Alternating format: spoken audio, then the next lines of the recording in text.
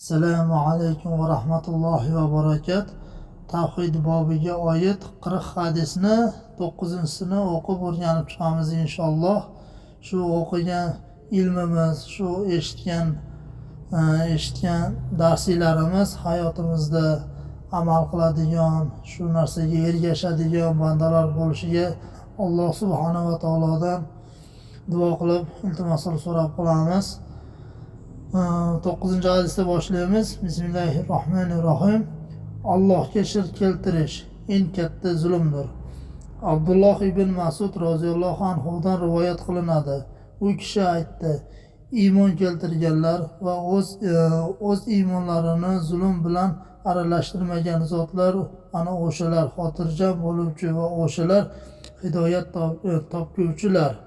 An'om surasi 82-oyat. Oyati nozil bo'lganda bu musulmonlarga og'ir botdi. Ular: ey Rasululloh, qay birimiz o'zimizga zulm qilmaganimiz deyishdi. Rasululloh sollallohu alayhi vasallam: bu sizlar o'ylayotgandek emas, balki u shirkdir.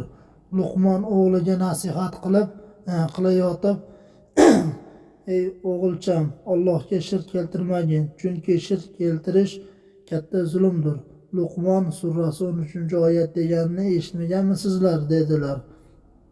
Buxoriy va Muslim rivoyati. Assalomu alaykum va rahmatullohi va barakat.